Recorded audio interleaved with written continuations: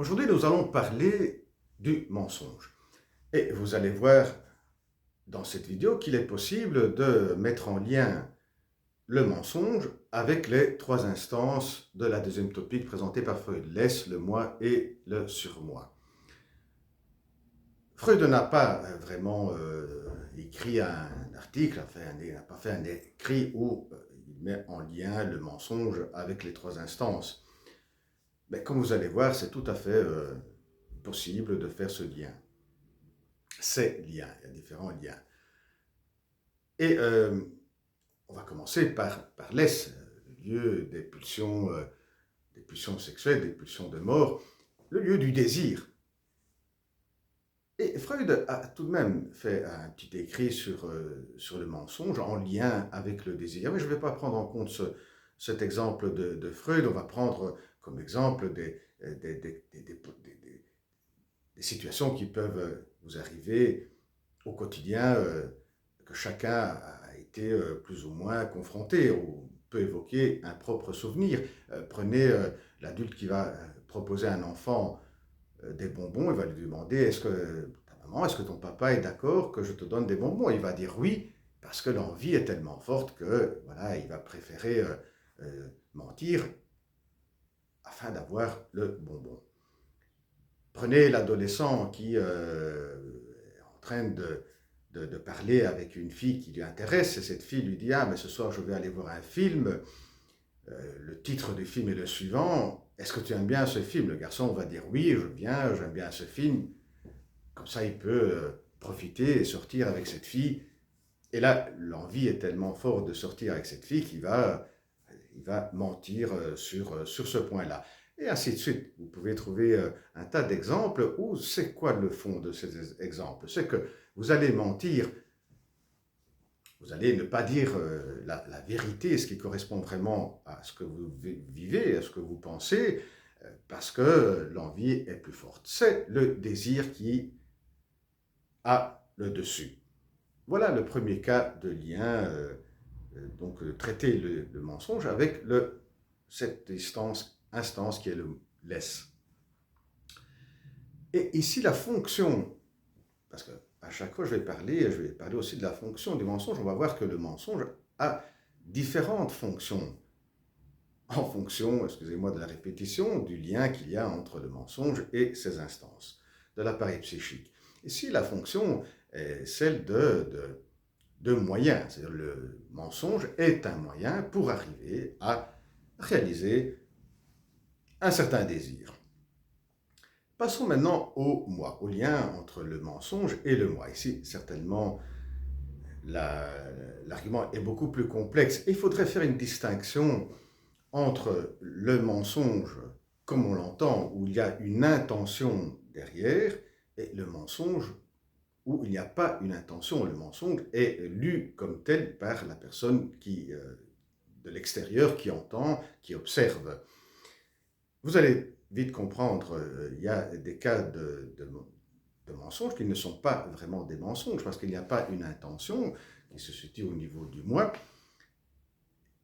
Et je vais faire quelques exemples là où il y a par exemple une défaillance du moi dans une fonction du moi qui permet de distinguer entre ce qui est le moi rationnel, où il y a les fonctions du moi qui sont de raisonnement,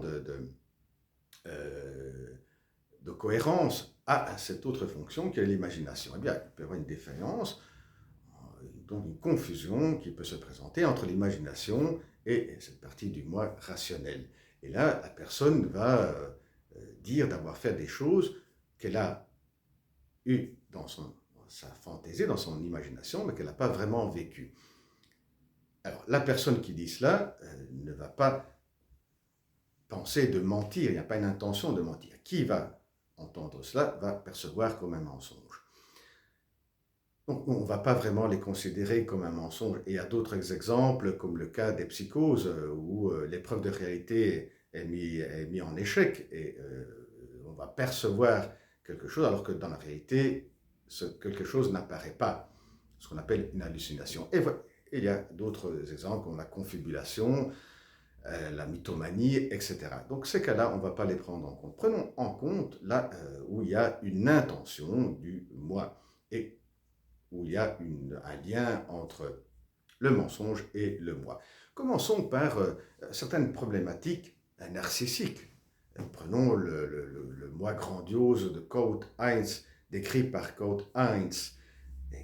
Et là, la personne où se trouve, où vit un moi grandiose, le soi grandiose, où l'idéal du moi va se fondre avec le moi, eh bien, il y aura une tendance à ne pas montrer ce qui pourrait être vécu comme une blessure narcissique, comme une défaillance du propre moi. Et donc, la personne va mentir. Par exemple, parle avec quelqu'un au sujet du travail, qu'est-ce que tu fais comme travail, combien tu gagnes, eh bien, elle va mentir, qu'elle gagne beaucoup plus de ce qu'elle gagne réellement, cette personne, pour ne pas montrer ce qu'elle conçoit comme une partie faible du moi, de gagner très peu d'argent. Et donc elle va mentir, cette personne. Elle va dire je gagne beaucoup pour ne pas, voilà, ne pas être confronté à cette défaillance du narcissisme, de sa propre image qu'il a de soi grandiose. Qu'est-ce que c'est que là? Quelle est la fonction là, du mensonge? C'est une fonction de préserver son propre moi, son soi grandiose. Voyons maintenant un autre cas qui est le cas du périen narcissique qui veut avoir une emprise sur l'autre, qui veut réduire l'indépendance, l'autonomie de l'autre, eh bien va mentir, va manipuler. Dans la manipulation, il y a des mensonges continus. Ces mensonges vont servir pour augmenter l'emprise sur l'autre. Et là, quelle est la fonction du mensonge? Eh bien, la fonction là, du mensonge est d'avoir une emprise sur l'autre, de manipuler l'autre.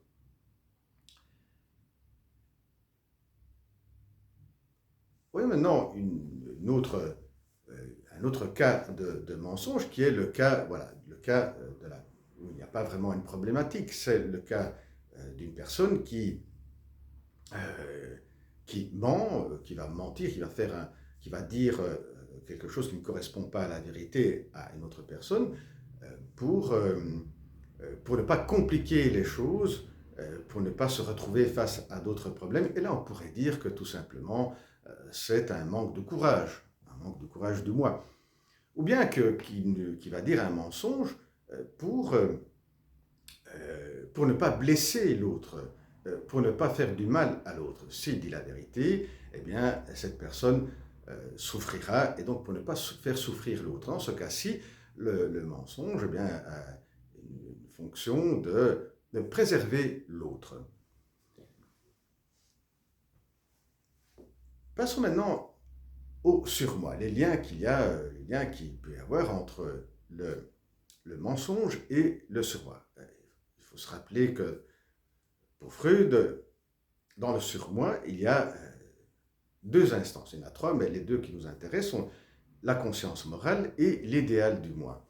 Commençons par l'idéal du moi. La personne qui vit continuellement un écart très important entre son moi et son idéal de moi, ce qu'il voudrait être, ce qu'il aimerait bien être, ce qu'il aimerait bien atteindre. Par exemple, la personne qui aimerait bien être un grand lecteur, qui donne beaucoup d'importance à cela. Pour lui, c'est un idéal. Il devrait pouvoir lire énormément, connaître beaucoup de romans, beaucoup de livres. Et s'il se trouve, par exemple, avec quelqu'un, et le dialogue porte sur un auteur d'un livre, et l'autre personne lui demande « Mais est-ce que tu as lu ce livre ?» Eh bien, il va répondre « Oui », il va mentir. Il n'a pas lu et il va tout de même dire qu'il a lu ce livre. Et pourquoi est-ce qu'il va mentir là? Parce que dire la vérité qu'il n'a pas lu ce livre serait vécu comme une honte, comme une espèce d'une petite humiliation vis-à-vis de son idéal. Donc, il se sentirait encore plus inférieur en disant la vérité, en disant qu'il n'a pas lu ce livre de cet auteur. Il va donc mentir, il va dire oui, je l'ai lu. Et dans ce cas-ci, le mensonge est une défense. Et se défendre contre se trouver dans une situation où il devrait vivre une sensation de honte ou de petite humiliation. Bien que perçue d'une manière très mal. Et voyons le dernier lien qu'il peut y avoir entre le mensonge et surmoi, la partie du surmoi qui est la conscience morale. Et là, la conscience morale, c'est ce qui engendre des sens de culpabilité. Alors, ce cas-ci, ce qui rentre dans ce cas de figure, a été étudié dans la littérature psychanalytique comme ce qui peut provoquer un clivage du moi. C'est un peu ce qui correspond à ce personnage très connu dans la littérature, qui est le Dr. Jekyll et Mr. Hyde. C'est dans la même personne, il y a deux personnes qui vivent là dans la même personne. La personne qui, pendant la nuit, va commettre des horreurs, et pendant la journée, c'est un médecin très respectable. Bien, c'est un peu cela.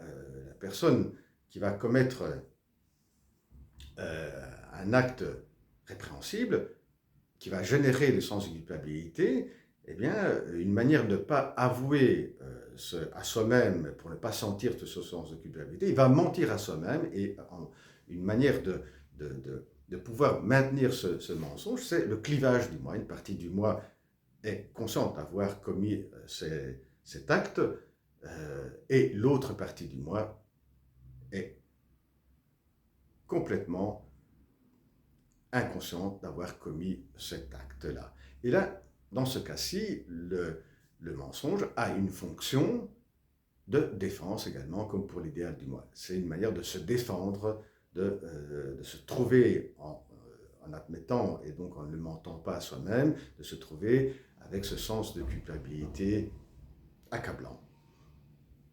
Et bien voilà, en ce qui concerne le thème du mensonge, en lien avec les trois instances de la deuxième topique de Freud. Bien, la prochaine vidéo, au revoir.